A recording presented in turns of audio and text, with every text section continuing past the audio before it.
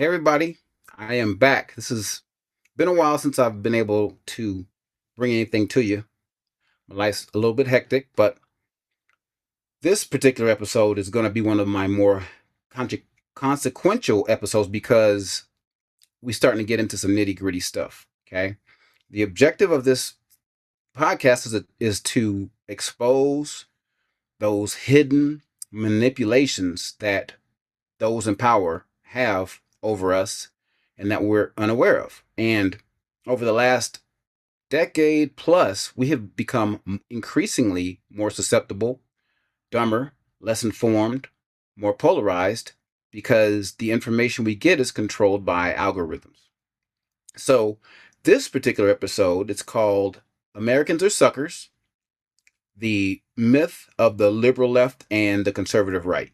And basically, we're going to talk about the fact that left and right has been used to manipulate all of us.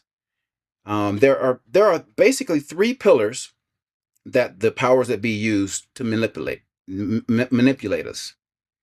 One is religion, the other is race, and the last is politics. And those three pillars are what polarizes an entire nation and makes us dumber because we're able to be put into our silos of learning, or lack thereof, I should say, which makes us more susceptible to the powers that be. Okay. Those guys control you by manipulating those pillars and pulling on those levers. You are really great and powerful. You keep your promises. Do you presume to criticize the great Oz? You ungrateful creatures think yourselves lucky that I'm giving you audience tomorrow instead of 20 years from now. Oh, the great Oz has spoken. Oh, pay no attention to that man behind the curtain. So that you guys can be suckers and they can do whatever they need to do and get whatever they need to get out of you because you guys believe these mythical things that they use and the algorithms use, like those levers that they use to make everybody blind. Okay? And the idea is to be aware enough to know that you're being manipulated. And that's really a lot of what this podcast is all about. Okay. So, back to the pillars, right? So they use politics, religion, and race to control your minds, put you in information silos so that you can be easily manipulated. That's the easiest way, is to use these two-dimensional thought processes that we are used to using, that makes us dumber, that allows them to use the algorithms to manipulate you. Okay.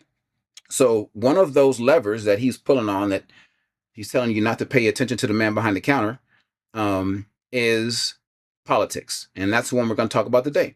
The myth of the liberal left and the conservative right.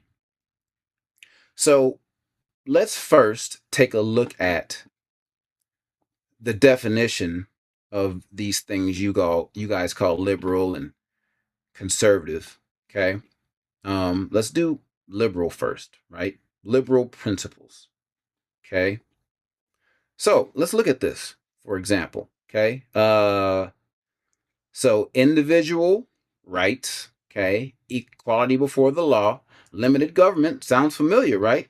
Okay. Consent of the governed, market economy, rule of law again, right? Tolerance, and secularism. Okay, now let's go ahead and look at what conservatism, or the principles of conservatism, say. Okay, so limited government, free enterprise, tradition, individual liberties. That's what I mean. There's a lot of these that are overlapping. Okay, the only one that kind of doesn't, well, really the two: national defense and conservative social values, whatever those mean. Okay, but even those are manipulable because what does that really mean? Okay, so basically, what we just saw is that a lot of these principles we call liberal and conservative overlap. Okay, a lot of those principles are listed in each side. Okay, so, maybe 20 years ago, there was a more coherent or cohesive argument towards what we call liberal and what we would call conservative. But now the lines are completely blurred, right? Um, and it's super obvious because we've just gotten so dumb, we can't even see how contradictory all of these things are. So, okay. Now, please, now we're going to go to the right, and please do not make the mistake of thinking that I am making an equivalent between those who say they're on the left and those who say they're on the right and how much damage has been done to our country, because there is no possibility of inequality between the two. The people who call themselves the right have become the most susceptible, the most short-sighted, and the most manipulable, and that's caused the most harm to our quote unquote government. That's, it's not the type of government you thought it was, but it's done the most harm to our body politic and our humanity as a consequence, because their objectives aren't anywhere near what conservatism is supposed to be about. For example, okay, the type of person we put in office, is it conservative or not to put a person in office who we already knew was a racist from the 70s, right? I would say that's not. I mean, it's in practice it's kind of conservative, but in the conservative framework, it is not. Typically, it's more a radical idea to put a guy who we know is racist. Remember, back in the day, anybody who even sounded like a racist was not electable. Okay, all of a sudden, it's a feature and not a bug.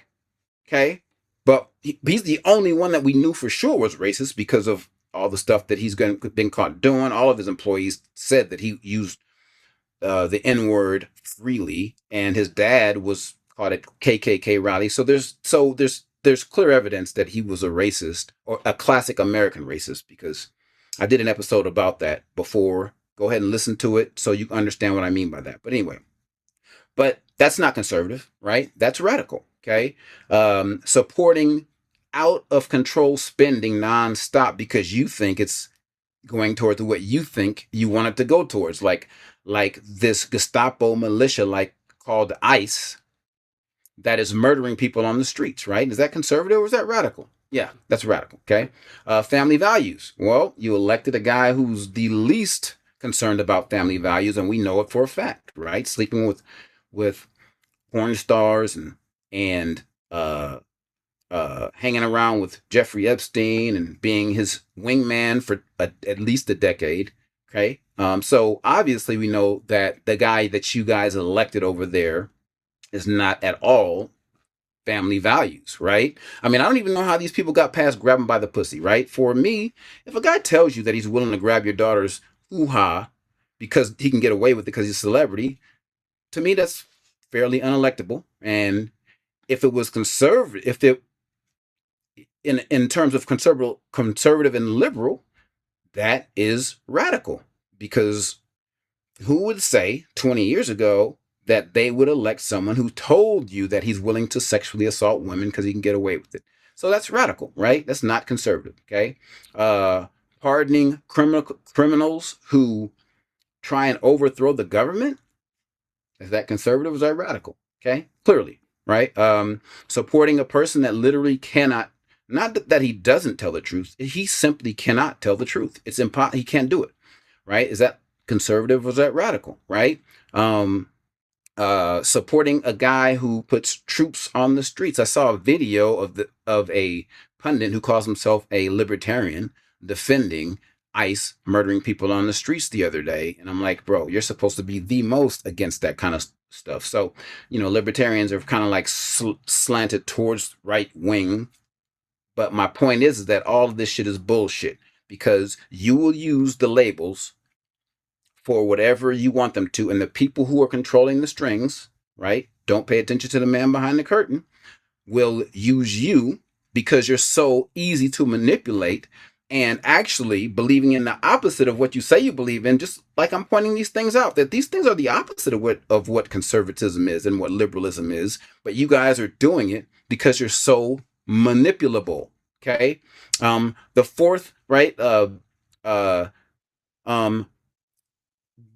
Defending a guy. Are you conservative if you defend a guy that violates the First Amendment, right? Deporting people who defame Charlie Kirk's name? Is that conservative, or is that radical? It's radical. Okay. Is it when you support a guy who investigates anybody who speaks out against him, is that conservative or radical? That's a radical idea, right? The Fourth Amendment, right? We have a Constitution. The Constitution is supposed to be the backbone of our whole society. Okay. If you defend a guy who breaks all of these, right? The First Amendment, the Fourth Amendment, the Fifth Amendment, okay? Due process, okay? ICE is literally lying to people, telling them they have warrants when they don't, going in their houses, taking them out without due process, right? Fifth Amendment, violating that. Is that conservative, or is that radical? That's radical, okay? 10th Amendment, violating states' rights, going in there, okay? You have your federal Gestapo murdering people on the streets of Minnesota, and then you go in there illegally. Murder's a state crime, okay? You don't get to take the murderer out of the state, hide him. That's called accessory after the fact. That's also a federal crime, okay? So commit crimes after the crime has been committed, violating states' rights. What is that, the 10th Amendment? Yeah, that's the 10th Amendment, okay? So that's also aiding and abetting murderers, felons, right? So don't tell me that you're conservative if you defended any of that stuff, because you're not. You're radical, okay? Now, I am pointing these things out to illustrate how absurd it is that some people call themselves on the left or on the right, and then they have behaved in these ways, okay? So, that's the whole point of illustrating this stuff, not to make you feel bad about yourself if you defended it, but you should, because you are a hypocrite and you are not what you say you're supposed to be.